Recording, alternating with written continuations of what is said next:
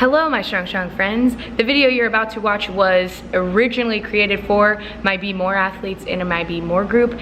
I saw them a couple weeks ago and we worked on some overhead press stuff that we hadn't talked about much in the past, and so I created this video for their Facebook group that they could all have and keep and continue to improve their overhead press, and I realized it might be nice for me to share that with you.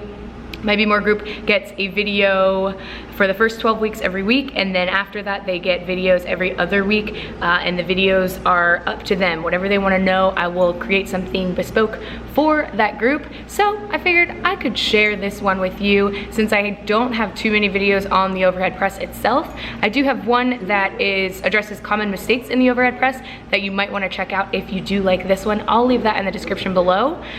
So here are my overhead press how-tos. I hope you guys enjoyed this video. Bye. Hello my strong friends. As we learned last week, a lot of you would like a tutorial of the overhead press. So today in our infinite strength group, I'll be able to do that.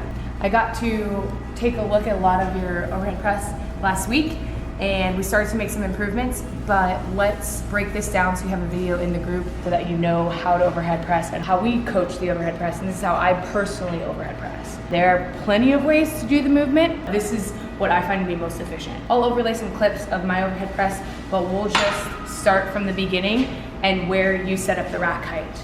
A lot of people will start wrong here and either set it up too low or too high to where they can't get under it, or to where they start in a inefficient position. But the idea here is that we want to be able to get under the bar, and you want to set up to where your elbows are in front and pointing in.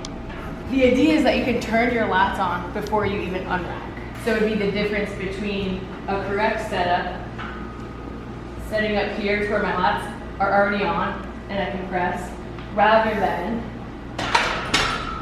setting up to where your lats aren't on. And the bar is in a front rack position.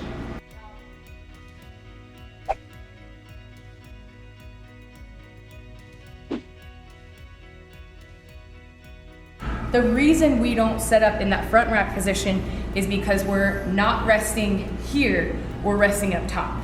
So a lot of people will bring the bar down and then they take a breath here at the bottom of the rep. That would be the equivalent of taking your breath at the bottom of a squat. So think about unracking tight and walking it out, pressing, take your rest and your breath up top, and then come down for another rep.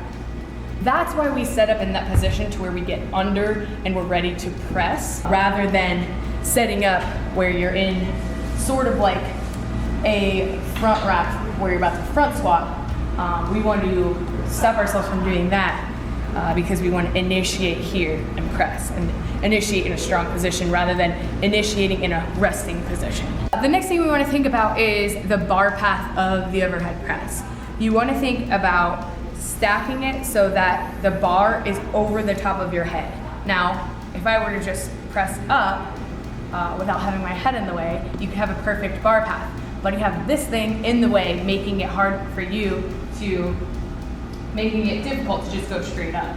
So what we want to do is we're already going to start out a little bit forward, but we want to press and keep pushing, and to start to move the bar back, we want to think about putting our head through.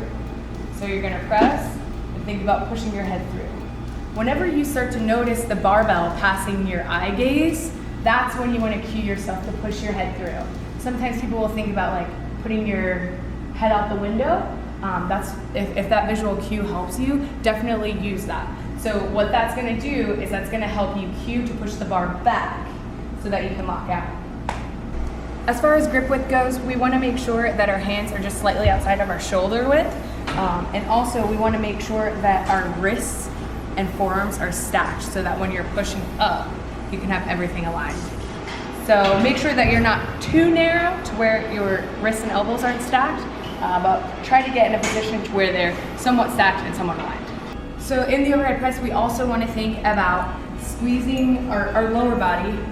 It's a full body movement. So you want to think about keeping your base solid. So what that means is you're going to squeeze your quads, squeeze your butt, and tuck your hips under so that you're fully stacked and then brace at the core. Think about bracing down so that your core is tight.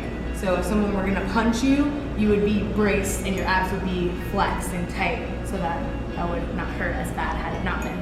So you wanna think about keeping everything tight so that you have a solid base so that you can press with your upper body and your back. It's important to note here that we are pressing to support our bench press. We're not trying to win the overhead press Olympics. What we're doing here is using this as an accessory or a variation so that we can start to build muscle in our upper body. So the way that we set up the overhead press may be a little bit different depending on what your goal is. Our goal is powerlifting, squat, bench, and deadlift. So here, we're really just using this as a variation to increase those. And that's it for this video, you guys. I hope you enjoyed it, and I know a lot of you need help with your overhead press. So make sure you study this video, make sure to write some notes if they are helpful for next time you're pressing in the gym. And I will see you in the next one. Bye. So I hope you guys enjoyed that how-to overhead press video, and if you liked this video and want to see more, please do check out our Be More group. All the info on that is linked in the description below. If you want to join, if you're interested in learning more about lifting, maybe you're a more intermediate or beginner lifter and want just a crash course in how to power lift, Be More is going to be the group for you. It's one-on-one coaching and programming. You're going to be in a community of awesome people, and it was probably one of the best projects we ever did. We're only going to be offering this a couple times a year, so make sure you sign up. The group starts, we start selling spots for the next round of Be More on August 14th. So if you're interested, make sure you click the link below and sign up there. Bye.